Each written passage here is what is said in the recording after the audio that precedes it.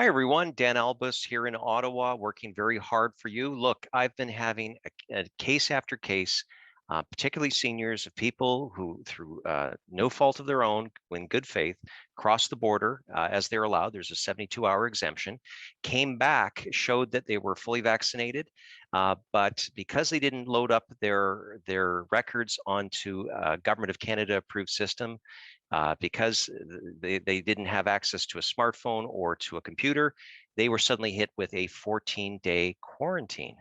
And this isn't fair. And they've asked me to find out what exactly is going on and why they're being subject to this. So I naturally met immediately with Raquel Dancho. She is our shadow minister for public safety and has a real lens into the file. Raquel, could you maybe just introduce yourself to my constituents and just let them know what you've been hearing from other members of Parliament?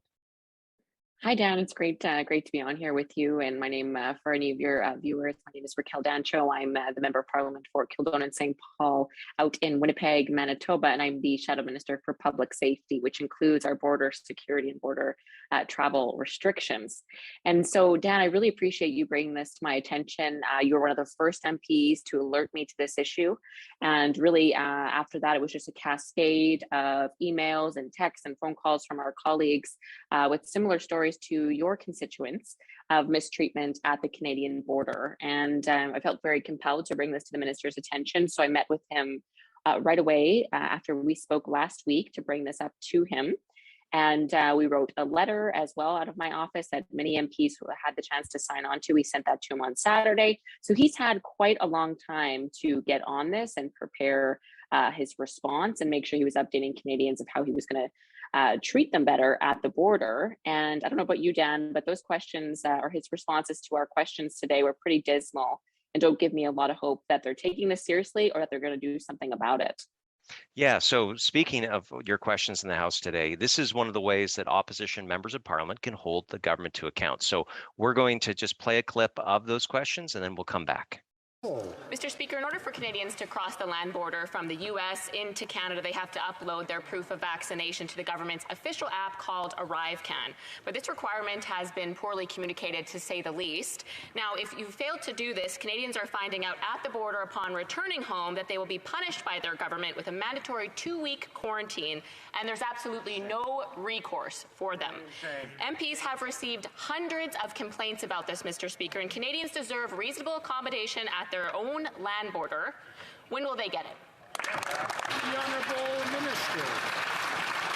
Mr. Speaker, I want to assure my colleague and all members in this chamber that this government will never hesitate to put in place the public health care measures which are required at the border to protect all Canadians, particularly now as we continue to learn more about the variant of concern, Omicron.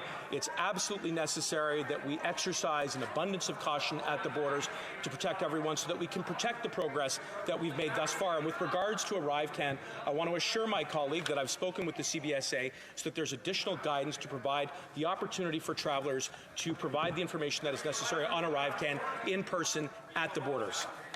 Honourable Member for Kildonan and St. Paul. Mr. Speaker, if you've received mandatory quarantine for spending, say, 30 minutes at the grocery store in the U.S., there's your government's response. They have no plan to help you and are by all accounts pleased with their punishments of Canadians.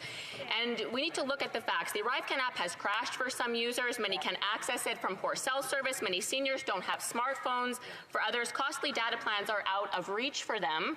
And keep in mind, all of these people are double vaccinated Canadians, and yet there's no recourse for them, and they're forced into quarantine because of poor communication from this government. Something needs to be done about this, and something needs to be done about it now. Exactly. And again, Canadians deserve reasonable accommodation. When will the Liberals start treating Canadians with respect, Mr. Speaker? The Honourable Minister. Mr. Speaker, I can assure you the best way to treat Canadians with respect is to protect them and to ensure that we are introducing the public health care measures that are necessary at the border in the wake of the variant of concern, Omicron. Perhaps my colleague would just simply discard evidence and science. On this side of the House, we use that as the North Star to ensure that we are protecting the health and safety of Canadians. We have done that throughout the pandemic, and we will continue to do so going forward.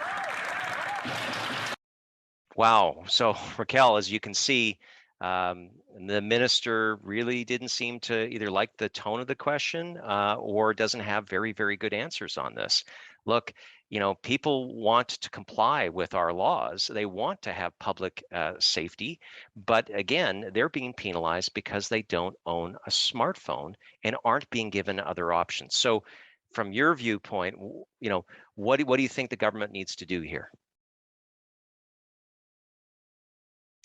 Well, I think we have to make sure that we have reasonable accommodations at our borders for Canadian citizens that are doing everything that they can to follow the rules and be safe and be diligent. I mean, every single case, which is now numbering in the hundreds that we've received to my office about this ArriveCan issue at the Canadian American border, have been from fully vaccinated Canadians. Some of them are triple vaccinated. Many of them even have a negative COVID test. Not only do they have their proof of vaccination, but they have a negative test. They just haven't uploaded that information onto an app because, like you said, they're seniors, they don't have cell phones. I mentioned today in the House that this is also cost prohibitive. We know data plans are some of the most expensive in the world in Canada. So if you don't have a data plan and you need Wi-Fi, well, there's no free Wi-Fi at the border. So how are you going to load up this app?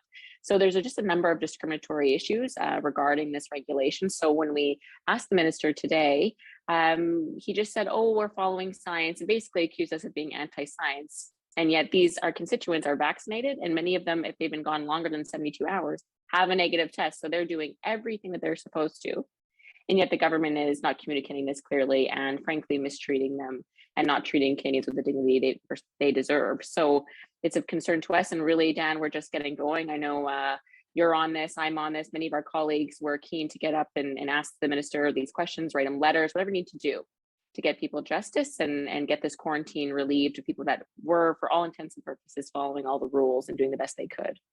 Well, Raquel, let me just say thank you on behalf of the citizens of Central Okanagan, Similkameen, Nicola, that you're paying attention to all Canadians that have been impacted by this unfair policy. And thank you for listening, and thank you for advocating. And we'll keep working together to make sure that we can get changes to the government's way of handling these things. People deserve that respect. I 100% agree. Absolutely. Thank you, Dan.